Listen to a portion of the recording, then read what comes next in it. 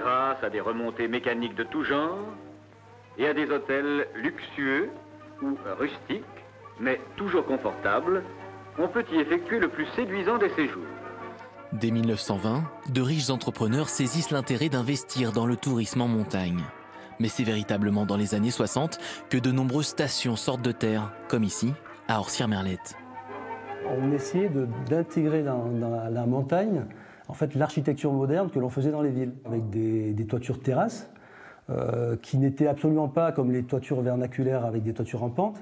Mais ceci étant, c'était assez adapté au climat de montagne parce qu'en fait, ça permettait de conserver la neige sur les toitures, ça permettait donc une bonne isolation des toitures. C'est avec émotion que François Dufayard se rappelle du travail de son père, dont il a gardé précieusement les esquisses. Je me souviens qu'en fait, il partait avec ses skis de randonnée et ses pots de phoque. Il montait jusqu'à 2600 mètres d'altitude au Drouvet pour justement étudier l'implantation de la station, tout ça en regardant l'ensoleillement, les pentes. Ces grandes structures en béton restent les témoins de l'âge d'or des stations de sport d'hiver. Aujourd'hui, les projets se font rares. Il faut d'ailleurs remonter à décembre 2006 pour voir l'éclosion d'une nouvelle station, les Ors 1800.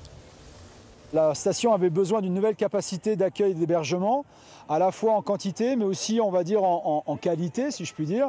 À la fois bien situé, spacieux, confortable pour nos clients, et avec ce côté aussi village qu'on a pu maintenir dans cette partie de la station. Aujourd'hui, plus de construction massive, l'offre s'oriente désormais vers des logements insolites, comme ces dômes géodésiques mis en service cet hiver. Un concept unique en France. Dormir dans un cadre original et différent. Voilà, une barre d'immeuble, ça reste toujours une barre d'immeuble. Et là, ce qu'on voulait, c'était vraiment contraster tout ça. Des hébergements luxueux qui enregistrent déjà un vif succès, malgré des tarifs supérieurs à 300 € la nuitée. À ce prix-là, les clients sont choyés. Donc ça, c'est notre petit déjeuner de montagne. On est vraiment dans la nature, quoi. C'est ce qui fait le charme, en fait. Et puis, l'agencement qui est quand même aussi exceptionnel, où on a quand même tout le confort, tout en étant dans une bulle au milieu de la forêt. Donc ça, c'est génial, quoi. Avec les contraintes environnementales, rares sont les projets d'ampleur à voir le jour. Pourtant, à Risoul, un nouveau quartier va être construit sur 65 000 m². Les pistes seront déviées sur les côtés du secteur pour favoriser la desserte des futures résidences. Village vacances, hébergement hôtelier, 2500 lits sont attendus dans cette unité touristique nouvelle, une exception dans les Alpes du Sud. Ce projet il a un très faible impact environnemental et écologique puisque c'est une zone de piste de ski qui a été effectivement au fil des années travaillée, élargie.